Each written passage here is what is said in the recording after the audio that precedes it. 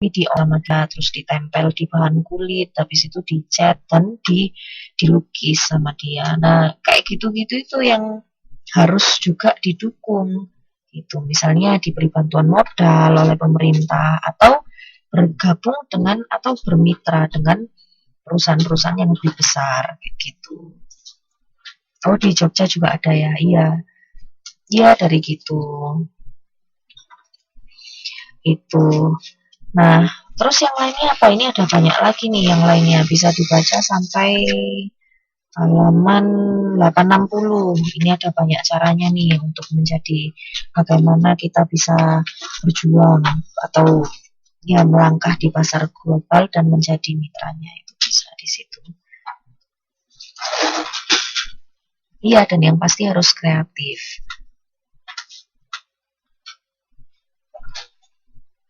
Semua urus ya udah.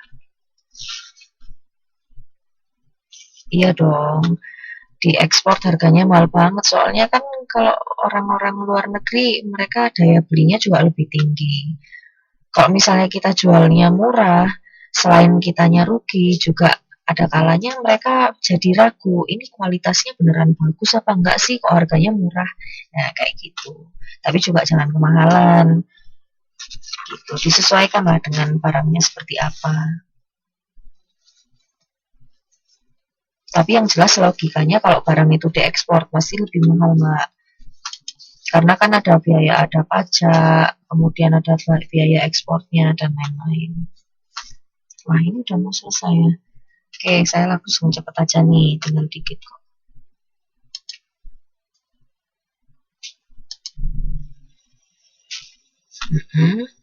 Cara memasuki pasar internasional. Nah, ini ada banyak banget caranya, disebutkan di dalam buku ini juga bisa dibaca sendiri, tapi saya jelaskan inti-intinya di sini. Saya ambil inti-intinya di sini ya. Yang pertama, mengaktifkan intelijen bisnis, intelijen pemasaran, dan riset bisnis. Ya, ini mulai halaman 8.60. Maksudnya gimana? Maksudnya mengaktifkan intelijen bla bla bla ini maksudnya adalah kita melakukan penyelidikan gitu. Seru kan? Jadi kita jualan tapi juga menyelidiki. Itu fungsinya apa?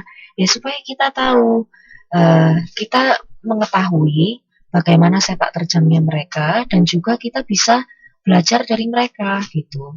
Kalau ternyata mereka menggunakan metode-metode pemasaran misalnya atau menggunakan teknologi yang kita sebelumnya belum punya itu dan ternyata mereka sukses dan itu bisa diterapkan ke kita, nah itu kan bisa kita pakai gitu. Jadi selain untuk mengetahui, kita juga bisa belajar dari situ gitu. Nah, itu makanya kadang-kadang perusahaan-perusahaan itu punya kayak agen-agen rahasia kayak gitu. Maksudnya orang-orang yang menyelidiki itu di berbagai negara tertentu, biasanya kayak gitu. Atau yang melakukannya di Indonesia, tapi mereka ada apa ini namanya kayak apa ya melalui internet atau apalah itu untuk menyelidiki pasar yang lainnya atau bisnis yang lainnya. Betul, memata-matai.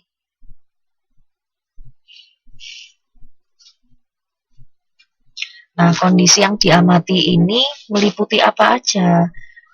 Meliputi hal-hal yang berikut ini, bisa dilihat di 8.61 tuh.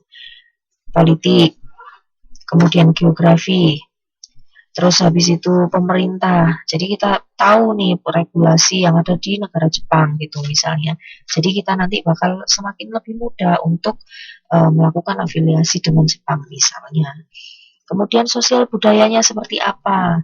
Yaitu kayak yang dulu saya pernah cerita itu loh. Kalau misalnya di McD mereka mau bikin apa produknya di Indonesia itu harus tahu bahwa orang Muslim nggak makan babi, makanya mereka menyediakan cuman daging ayam.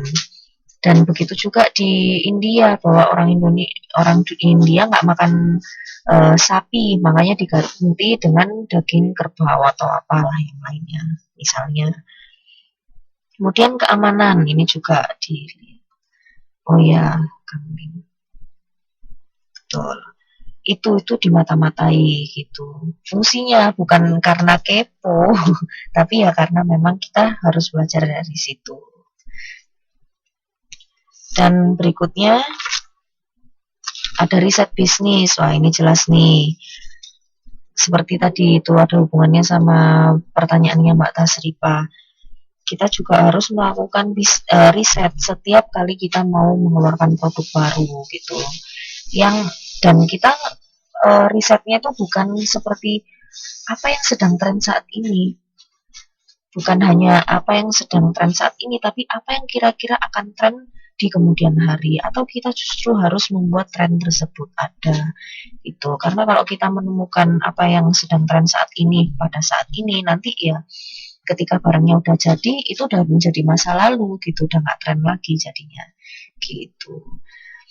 Kemudian yang ketiga, mengenal dan menganalisis potensi pasar suatu negara. Ya itu pasti ya ada kaitannya dengan ini tadi, intelijen bisnis dan lain-lain. Kemudian optimalisasi kontak melalui hubungan pribadi itu. Jadi nggak selamanya kita itu harus membangun hubungan itu antar korporasi, tapi juga bisa melalui hubungan pribadi gitu. Memperkenalkan diri dengan mitra kerja, kemudian memperkenalkan jabatan kita seperti apa dan lain sebagainya gitu. Iya, harus terjun ke lapangan, tapi yang terjun ya nggak mesti harus nggak mesti harus manajernya, mereka kan punya anak buah gitu kan.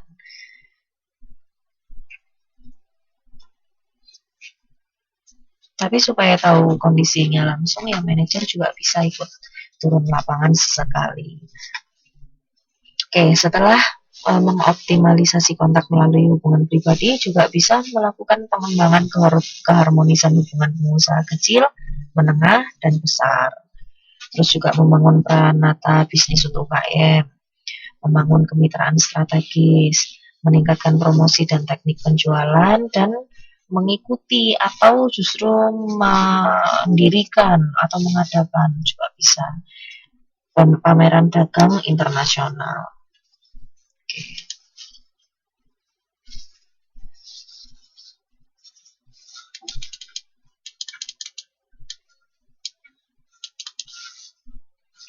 Nah, yang lainnya apa? Kita bisa juga meningkatkan upaya diplomasi pemerintah dan swasta dalam bidang perindustrian dan perdagangan internasional serta struktur industri Indonesia.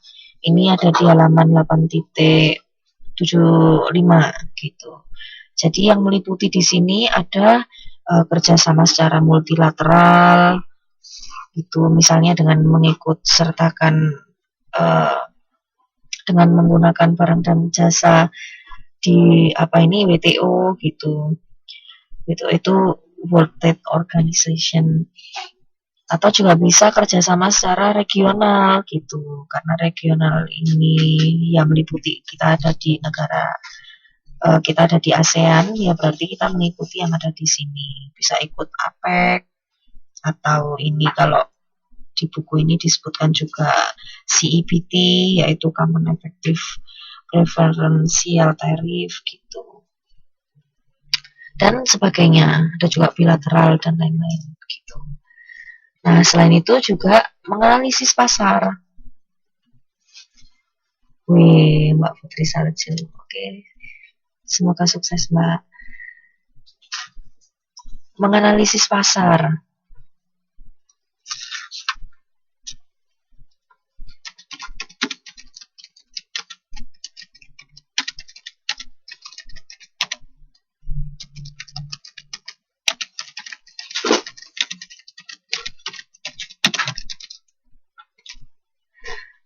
Terus juga ada kaitannya sama poin-poin yang sebelumnya tadi, yaitu mencetak SDM yang berkualitas. Itu sudah pasti. Kemudian memanfaatkan BTC.